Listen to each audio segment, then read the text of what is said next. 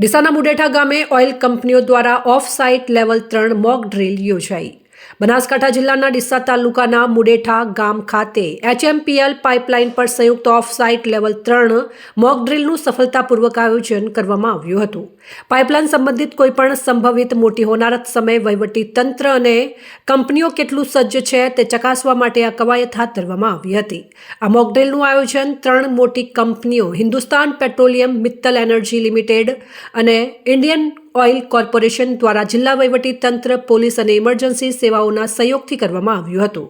પાઇપલાઇનમાં આપત્તિ સર્જાય ત્યારે કેવી રીતે ઝડપી પ્રતિસાદ આપવો અને જાનમાલનું નુકસાન ઘટાડવું તેનું જીવંત નિદર્શન કરવામાં આવ્યું હતું। આ કાર્યક્રમમાં વહીવટી ક્ષેત્રે ડીસાના નાયબ કલેક્ટર ડોક્ટર કિશનદાન ગઢવી, બનાસકાંઠા જિલ્લા પોલીસ અધિકારી, ડીસા મામલતદાર VK બારોટ, મામલતદાર આપત્તિ વ્યવસ્થાપન, પાલનપુરના ફાયર ઓફિસર અને ભીલડી પોલીસ મથકના PI DB પટેલ હાજર રહ્યા હતા। કંપનીઓ તરફથી અખિલ લુહાડિયા, અજીત સિંહ HPCL, રમેશ રાજુ સારા અને સંદીપ HMPL સહિતના વરિષ્ઠ અધિકારીઓએ સુરક્ષા પ્રોટોકોલનું નિરીક્ષણ કર્યું હતું।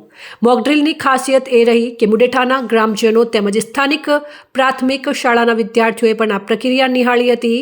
અધિકારીઓ દ્વારા તેમને આપત્તિ સમયે સુરક્ષિત અંતર કેવી રીતે જાળવવું, ઇમરજન્સી સેવાઓને તાત્કાલિક જાણ કેવી રીતે કરવી, વહીવટી તંત્રની સૂચનાઓનું પાલન કરવું તે સહિતની અગત્યની બાબતો સમજાવવામાં આવી હતી। સફળ સમન્વયની પ્રશંસા, તેલ અને ગેસ પાઇપલાઇનની સુરક્ષા તેમજ પર્યાવરણના રક્ષણ માટે કંપનીઓની આ પ્રતિબદ્ધતાને બિરદાવવામાં આવી હતી। આ મોક ડ્રીલ દ્વારા સાબિત થયું કે બનાસકાંઠાનું વહીવટી તંત્ર કોઈપણ કટોકટીનો સામનો કરવા માટે સંપૂર્ણપણે સજ્જ છે।